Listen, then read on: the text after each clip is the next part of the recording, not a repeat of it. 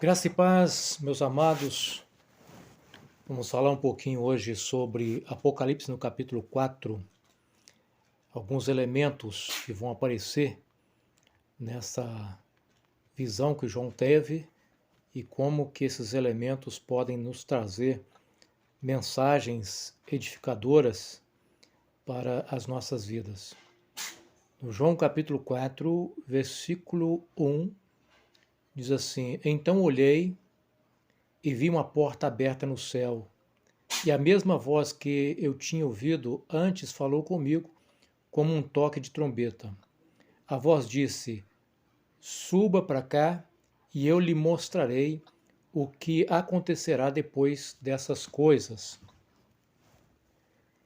E o que nós vamos ver com relação a o que acontece com o João, e nós vamos falar um pouco a partir exatamente dessa expressão que ele ouve, né?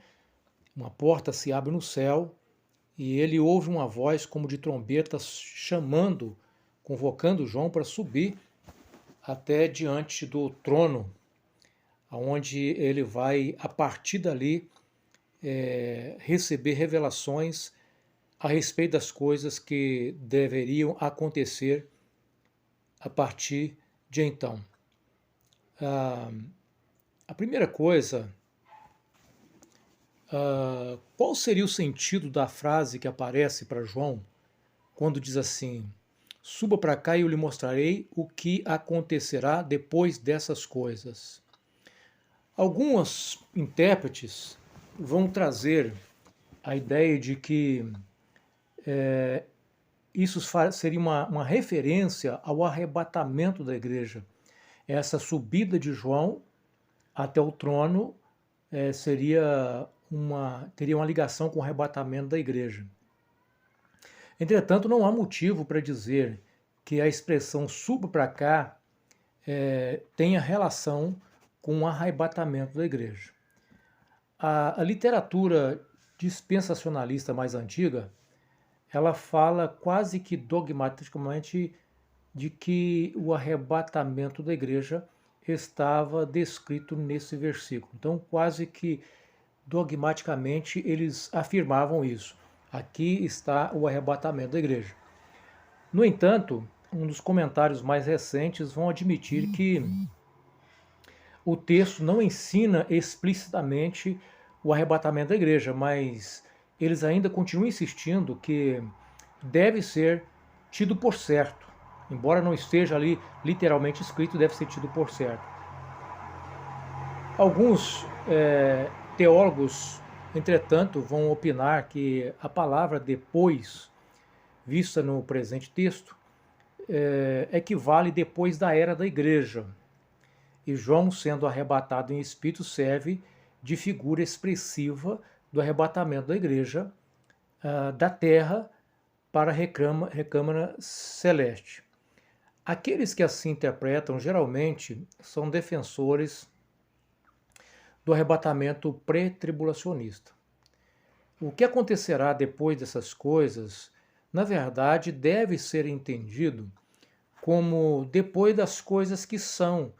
Lembra-se que lá no início, quando João recebe a incumbência de escrever as cartas e endereçá-las às 7 igrejas da Ásia, né, ele recebe então a incumbência de escrever as coisas que são e as que depois dessas deveriam acontecer. E as coisas que são, na realidade, é o que João escreveu a respeito daquelas igrejas.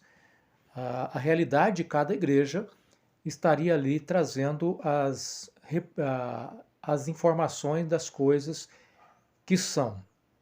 E as coisas que depois dessa devem acontecer é depois das que são. Essa foi, na verdade, a próxima coisa que João viu cronologicamente. Mas isso não significa que seguiu o que estava na visão anterior cronologicamente no tempo. As coisas que são foram descritas nos capítulos anteriores e agora ele vai receber revelação das coisas que virão depois dessa, ou que virão a acontecer depois dessa. E esse depois dessa, nós devemos pensar na ideia, para João, tudo que vai acontecer a partir de então poderia estar relacionado com depois dessas. No entanto, alguns outros estudiosos de escatologia vão jogar esse depois dessa para algo bem final, né, para os últimos dias mesmo da igreja, quando as coisas estarão próximas a acontecer para se dar o arrebatamento da igreja e o juízo de Deus com relação ao mundo, né, e aos adversários de Deus.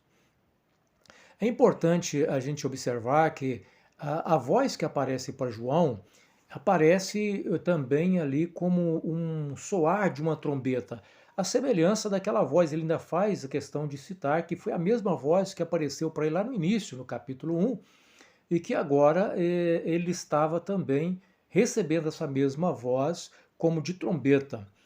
Provavelmente aqui há uma alusão ao costume da igreja judaica, onde ao abrir a porta do templo, os sacerdotes tocavam as trombetas para chamar os levitas e os homens que ali estavam à sua presença.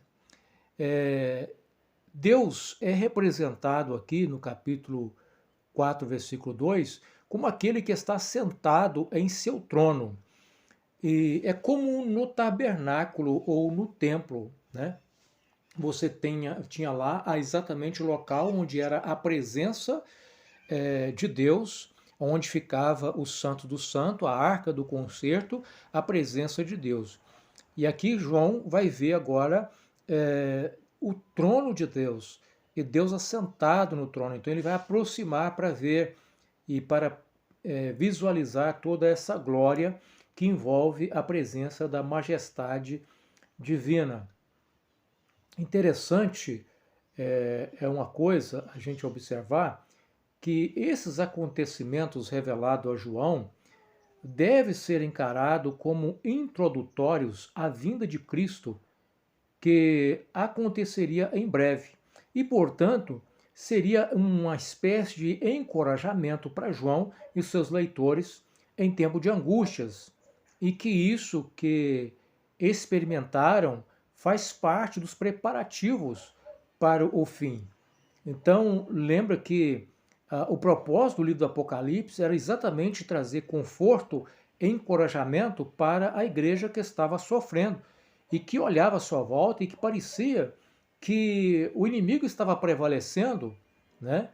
Mas a palavra de Deus vinha trazendo conforto e encorajamento para os fiéis, para que eles pudessem enfrentar as adversidades, as perseguições, as provações, mas confiantes que o soberano Deus, ele ainda mantém o controle da história.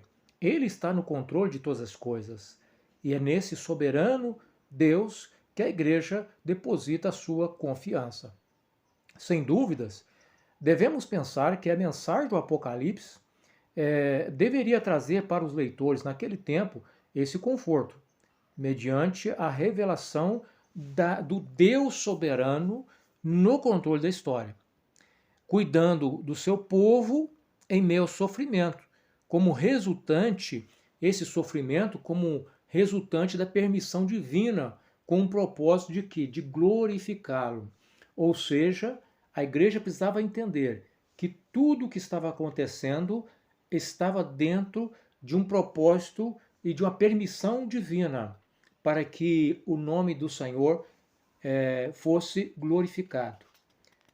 Pode parecer estranho aos nossos ouvidos tal afirmação ou tal mensagem, mas não podemos esquecer que Jó, ao experimentar a sua provação mediante ao desafio lançado por Satanás a respeito da fidelidade de Jó, Jó passou por privações terríveis, tremendas, né?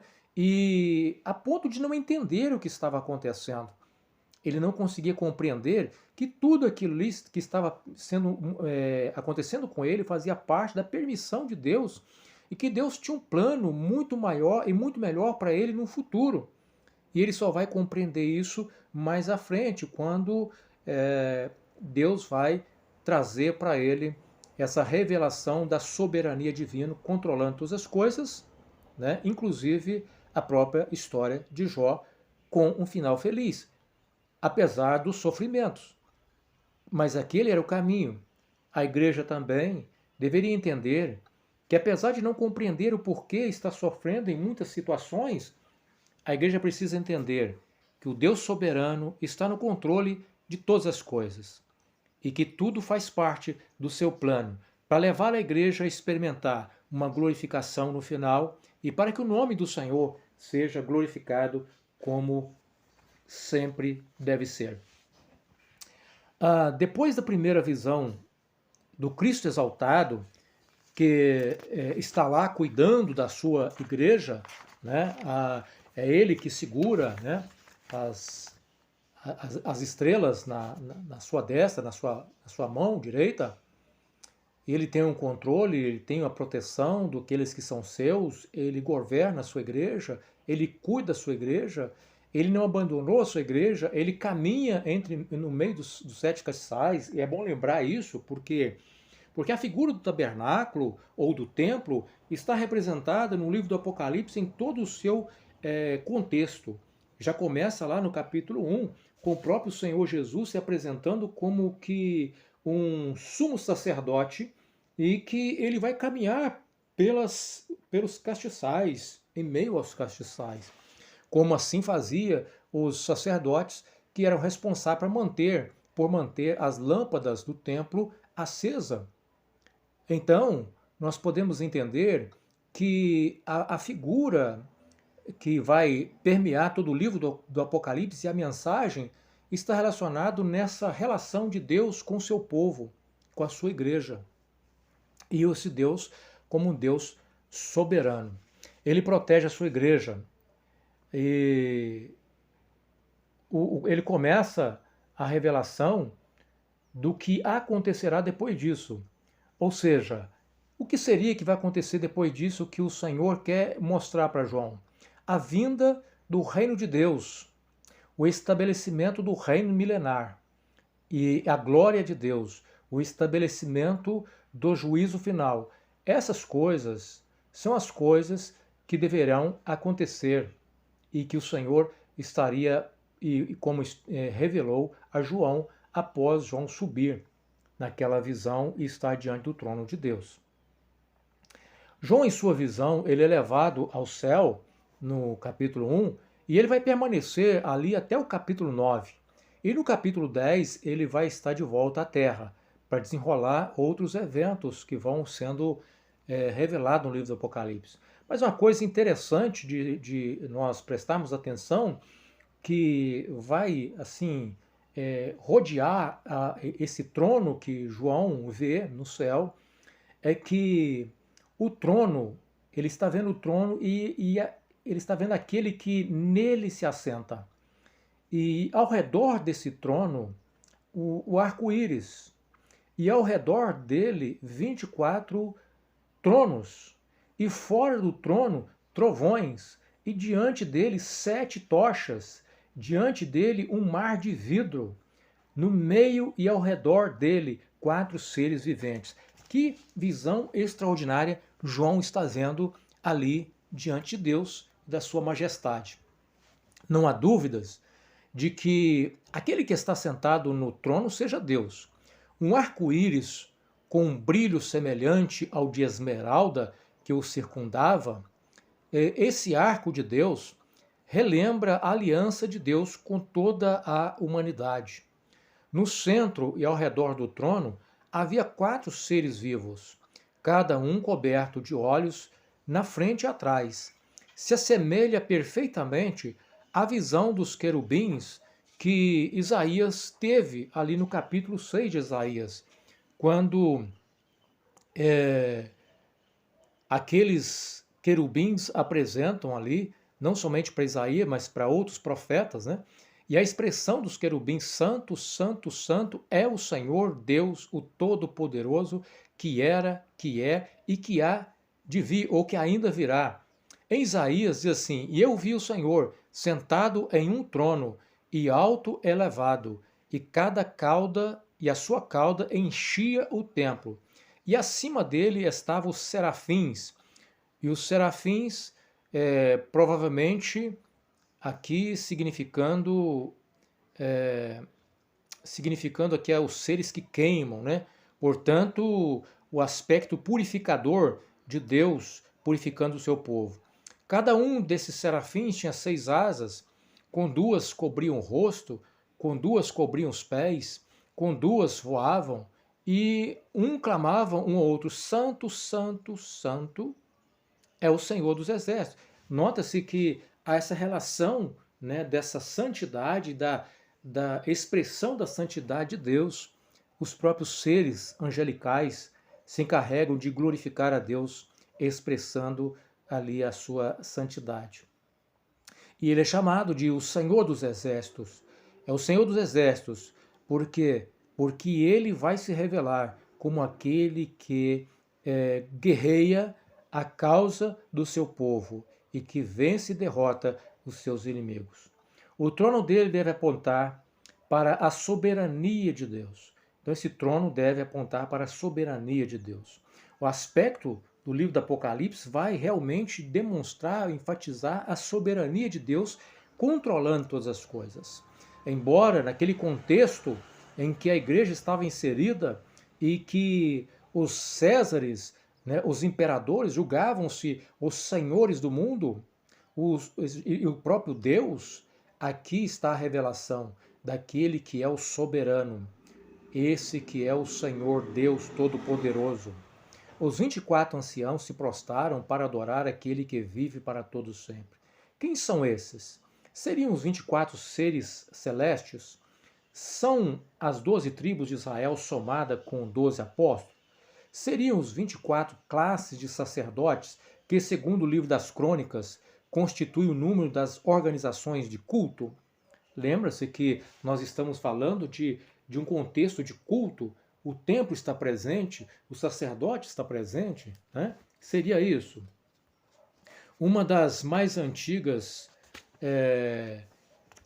aplicações ou interpretações relacionadas a esses seres dizem que eles representam a igreja ideal no céu, que na verdade estariam antecipando como deverá ser o final. E essa é uma boa interpretação se nós olharmos para Paulo, quando Paulo vai escrever aos Efésios, no capítulo 2, versículo 6, e Paulo vai falar que assim como Jesus ressuscitou e assentou no trono, nós também nos assentamos com ele. Bom, após a ressurreição e ascensão de Cristo, é exatamente isso que é apresentado, como a igreja já vivesse essa realidade com Cristo nos céus, embora a igreja ainda permaneça neste mundo, enfrentando as suas tribulações, os seus problemas. Mas a igreja já é vitoriosa em Cristo, né? É vitoriosa em Cristo. Essa é a realidade da igreja. Não podemos esquecer que Pedro afirma ser um ancião, né? E o mesmo acontece com o apóstolo João.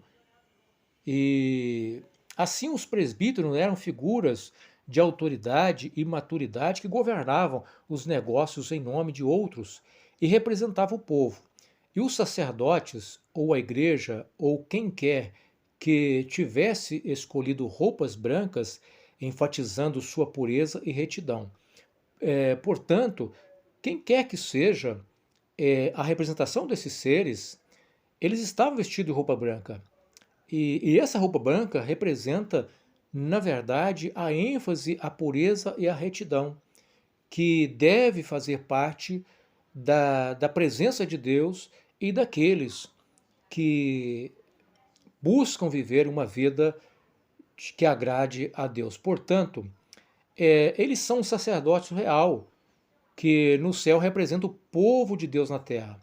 Eles usam coroas porque representam aqueles que são um sacerdócio real, conforme 1 Pedro, capítulo 2, versículo 9. Entretanto, outras interpretações virão não endossando essa aplicação.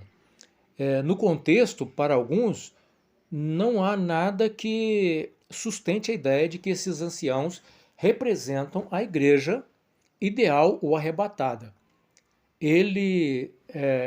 Veja bem, a justificação para que seja, para que esses seres não sejam a igreja, dá-se por algumas explicações, por exemplo, que no versículo 8 nós vamos ver esses seres adorando em conjunto ao Cordeiro. Só que eles oferecem taças de incenso, que são as orações dos santos. Bom, alguém explicitamente identificado como anjo executa essa mesma função lá no capítulo 8, no versículo 3, né, que ainda será tratado futuramente. Em outras palavras, eles têm algum tipo de função mediadora, enviando as orações dos santos até o trono de Deus. Um dos anciãos executa outra função própria dos anjos, que é no capítulo 7, versículo 3, 13 a 14. E isso, na verdade, é inadequado para um redimido, para alguém que faz parte da igreja. Então, João vai se dirigir também a ele de forma muito respeitosa, chamando de Senhor. O que dá a entender que, na verdade, embora esses seres possam representar aquilo que acontece na igreja e na adoração da igreja, eles não são a igreja propriamente dita, arrebatada, né? São seres que exercem funções no culto celestial, se podemos assim dizer. Em relação à identidade dos 24 anciãos, a Bíblia, na verdade, ela silencia quanto a isso. Entretanto, algumas inferências nos levam a algumas possibilidades, como já citado acima. E seja como for, o que é importante para nós é que eles nos trazem uma mensagem que é importante para toda a igreja. Foi importante para a igreja daquele período de João e é importante para a igreja dos nossos dias. Eles são vestidos de brancos, adorando ao Senhor, usando coroa de ouro que falam da recompensa ou da conquista que os vencedores herdarão. Ou seja, Deus promete que se sentam no trono com Cristo e receberão galardões. A igreja recebe essa promessa. Ao final das cartas, nós vamos ver promessas endereçadas aos vencedores, e uma delas é exatamente isso, né? A passagem parece representar, na verdade, um culto contínuo no céu. A interpretação dessa passagem só pode ser entendida buscando a origem dos símbolos utilizados. Bom, o livro de Ezequiel tem uma participação importante no entendimento de muitos símbolos usados por João no Apocalipse.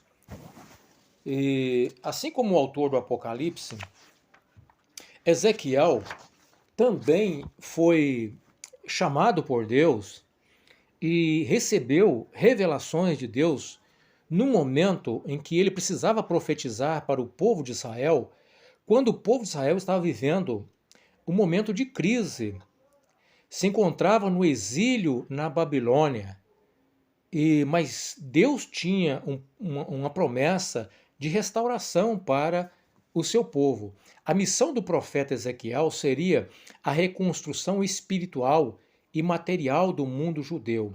Ou seja, Ezequiel tem que explicar que Deus não abandonou a velha Jerusalém, seguiu o povo em Babilônia, mas tem um projeto para a Nova Jerusalém.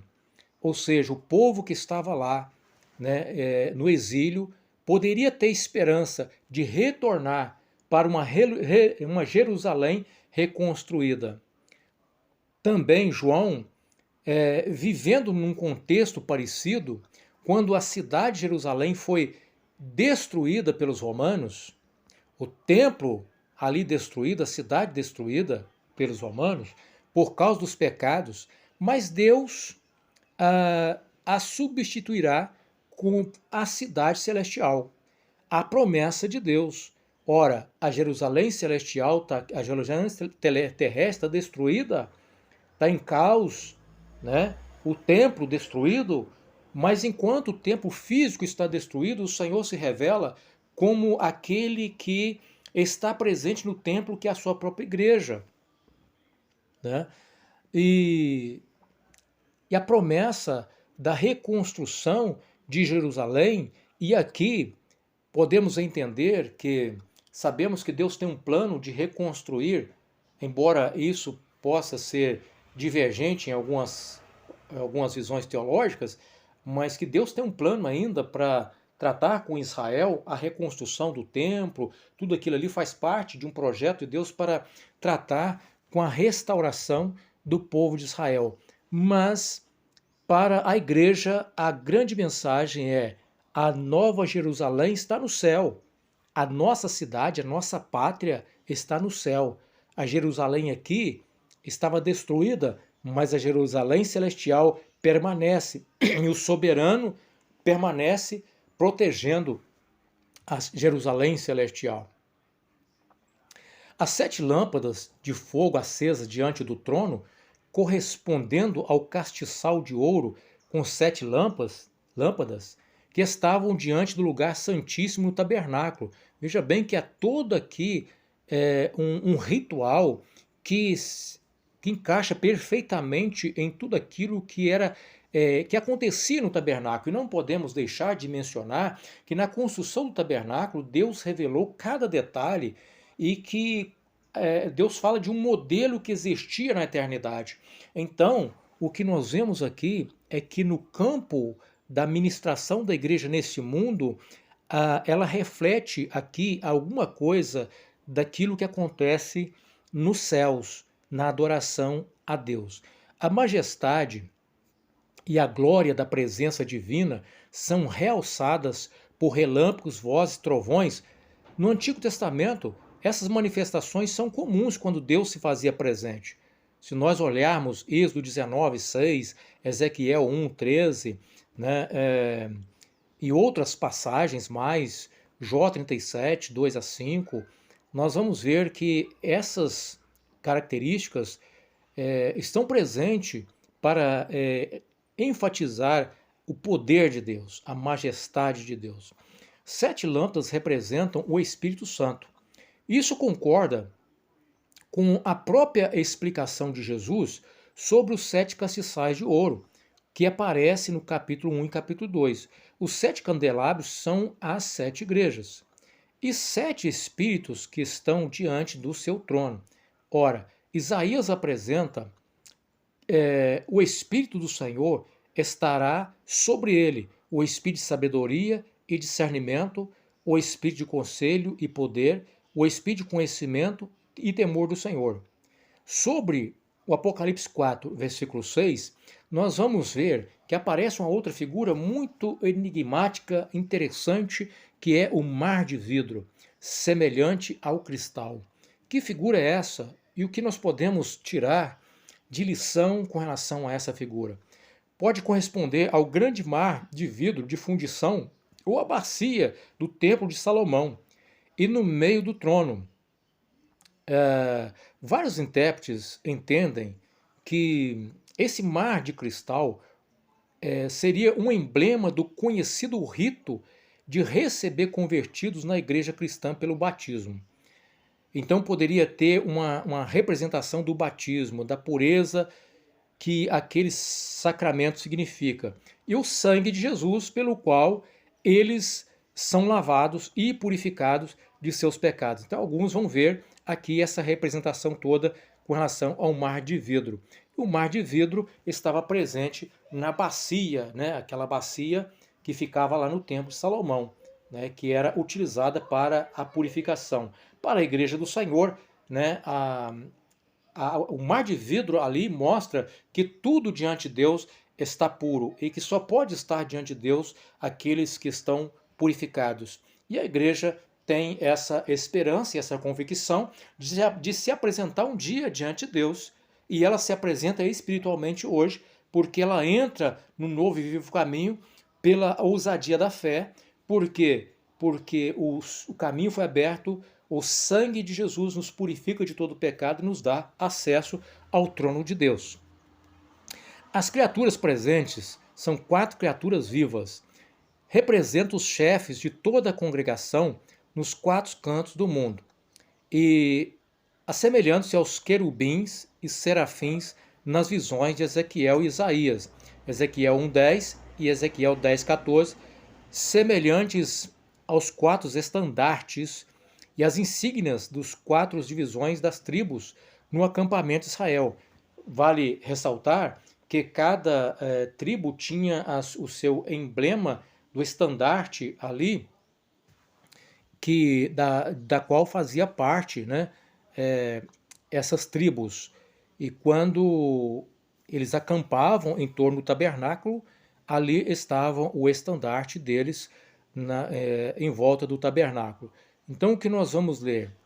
Leão era o padrão da tribo de Judá, e o bezerro ou boi era o estandarte de Efraim, e o rosto de homem era o estandarte de Ruben, e a águia voadora era o estandarte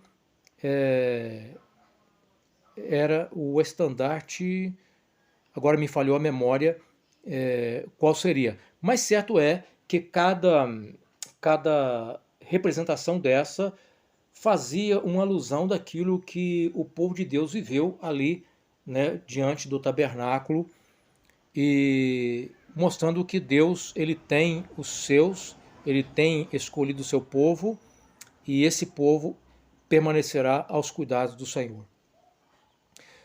Os judeus criam que Jerusalém terrena tivesse seu paralelo nos céus, e que o templo terrestre era a cópia do templo celestial. Isso nós podemos ver em Hebreus capítulo 8, 5 e capítulo 9, 23.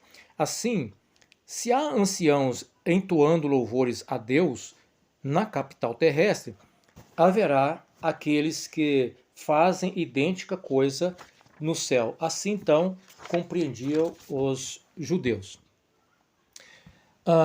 Outros vão entender que as 4 criaturas correspondem o significado dos 4 evangelhos e a sua representação de Cristo.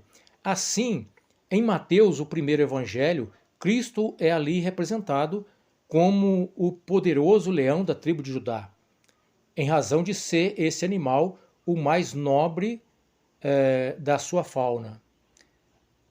Em Marcos, o segundo evangelho, Cristo é visto aí como o paciente novilho, representando a força divina e ao mesmo tempo aquele animal que vai para o holocausto, representando Cristo, o servo, né, aquele que vai para o holocausto.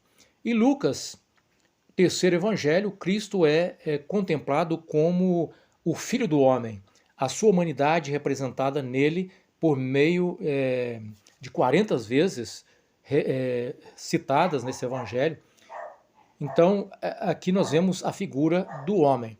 E João, por sua vez, o quarto evangelho, Cristo é representado como uma águia voando, em razão de ser esta ave a mais nobre das aves do céu, e Jesus, o mais nobre do Filho de Deus. Assim vão interpretar algumas pessoas com relação a essas figuras.